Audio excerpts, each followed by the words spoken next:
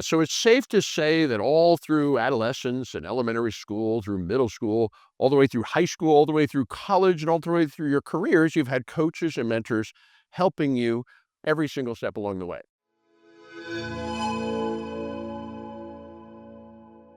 Yeah, virtually all successful athletes, executives, and entrepreneurs have coaches. When you were born, your parents were your coaches and mentors. They taught you how to take your first steps and put on your shoes and put on your pants. They stuck a fork in your hand and they taught you how to eat off a plate.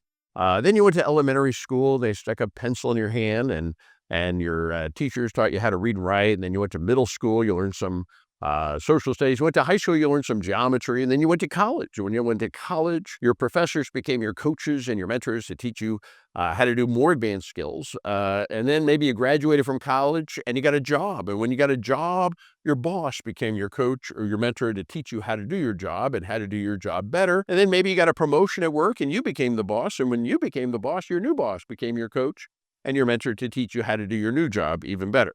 So it's safe to say that all through adolescence and elementary school, through middle school, all the way through high school, all the way through college, and all the way through your careers, you've had coaches and mentors helping you every single step along the way. And then yet, when most people decide to go out on their own and start their business, that actually corresponds to the very first time since birth that they haven't had somebody coaching and mentoring them. And then is it no surprise that 95% of businesses fail? Well, when you think about it like that, you might say, well, what do you expect? So I told you some of my story earlier. I worked in corporate America, and somebody said, why don't you invest in real estate? And I said, well, I don't have enough money to invest in real estate. And then some very smart person, somebody who was coaching me, said, you don't need money to invest in real estate. Use other people's money. And I started doing that. I started flipping houses using other people's money. And I did that for 8 years and I flipped hundreds of houses using many different strategies, made a lot of money. But then somebody said, why don't you do commercial real estate? And I explained, because I don't have the money to do commercial real estate.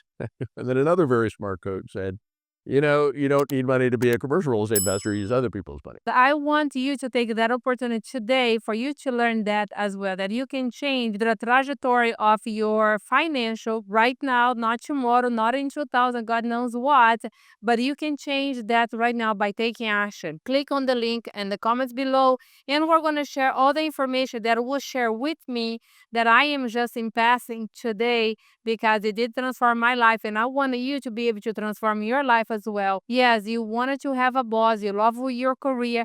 I used to love all that as well, but now I can tell you I am much, much more in love with the fact that I changed my life, my kids' life, and everyone that is surrounding me daily.